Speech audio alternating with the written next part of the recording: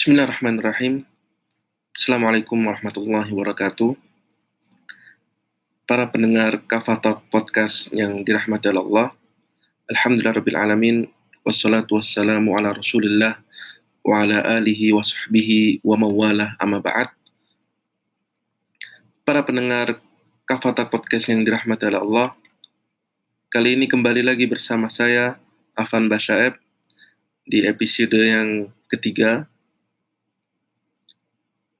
Para pendengar yang dirahmati Allah, kondisi seseorang yang dekat dengan Al-Quran, membacanya setiap hari, bahkan berusaha untuk memahami dan mengamalkannya adalah kenikmatan yang sangat besar. Dan juga itu merupakan tanda bahwa hati tersebut dalam kondisi yang sehat dan baik. Kita melihat betapa banyak sebagian orang di luar sana yang di dalam kesehariannya itu jauh dari Al-Quran.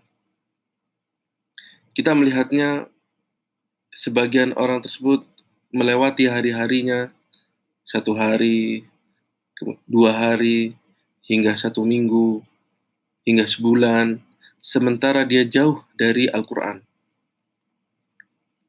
Dan mungkin jika bukan karena sholat, maka dia tidak akan pernah membaca Al-Quran karena kesibukannya. Khususnya di era zaman ini, yang kita ketahui bersama, merebaknya media sosial, sehingga menyita perhatian kita dari membaca Al-Quran. Para pendengar sekalian yang dirahmati oleh Allah, hal ini bisa menyebabkan penyakit di hatinya.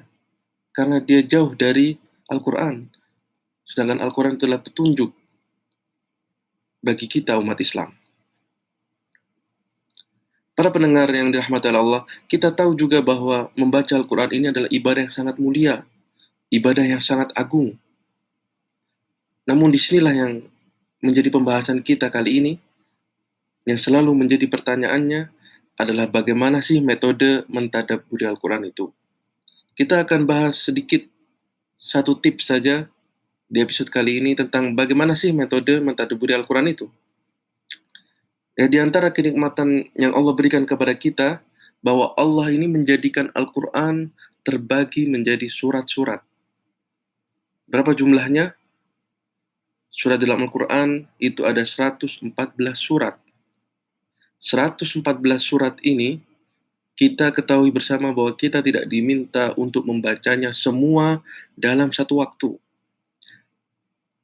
Atau semisal kita langsung pergi ke surat Al-Baqarah, atau Ali Imran yang begitu panjang, kemudian kita duduk dan membacanya dalam satu kali duduk, dalam satu waktu. Tidak seperti itu. Akan tetapi jiwa ini membutuhkan latihan secara bertahap, dan membutuhkan sesuatu yang sedikit demi sedikit. Dan tentunya seiringnya waktu berjalan, maka jiwa ini akan bisa menerima sesuatu yang lebih besar dari sebelumnya.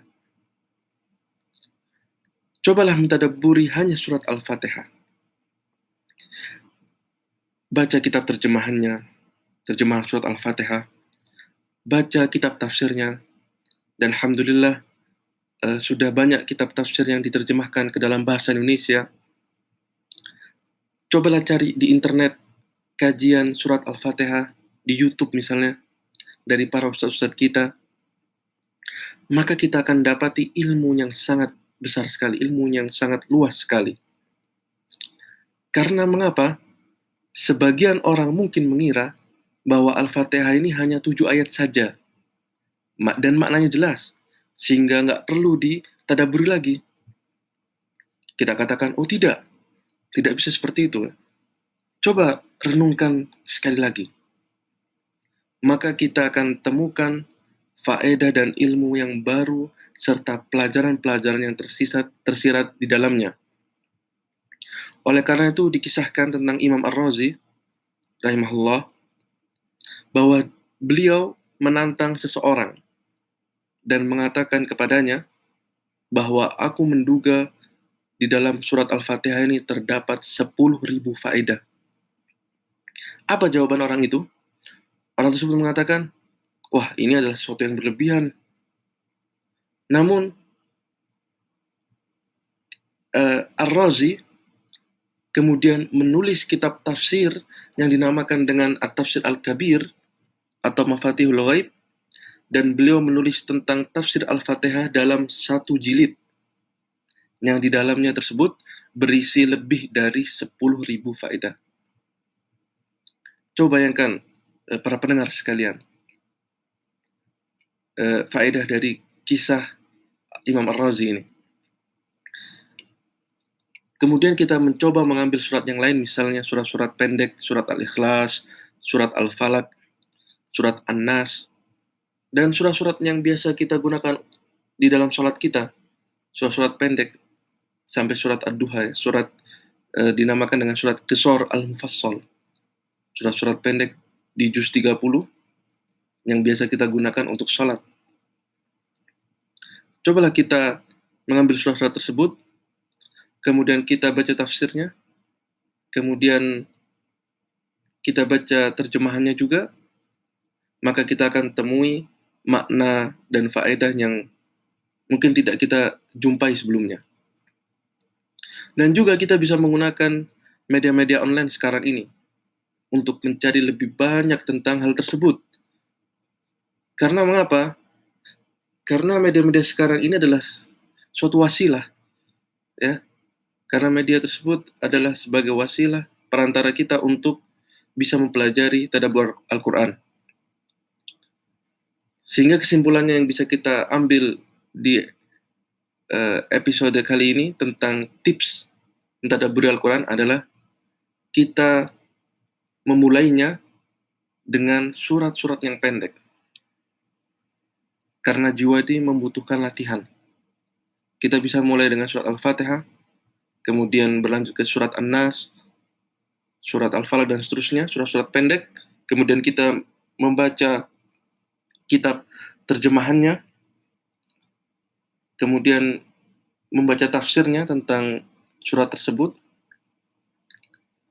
dan mencari tambahan dengan mendengarkan pengajian, mendengarkan rekaman kajian tentang surat tersebut, maka insya Allah kita akan dapatkan faedah yang sangat banyak sekali tentang surat tersebut, sehingga menambah keilmuan kita dan kita bisa merenungkan lebih dalam lagi. Dan pesan saya, selalu bersemangatlah kita untuk berusaha memahami makna kandungan Al-Quran tersebut, dan selalu merutinkan waktu-waktu kita, mengkhususkan waktu-waktu kita, walaupun satu ayat dalam satu hari misalnya, untuk terus meningkatkan pemahaman terhadap Al-Quran ini. Demikian yang dapat saya sampaikan dalam episode kali ini. Sampai jumpa di episode-episode berikutnya. Wassalamualaikum warahmatullahi wabarakatuh.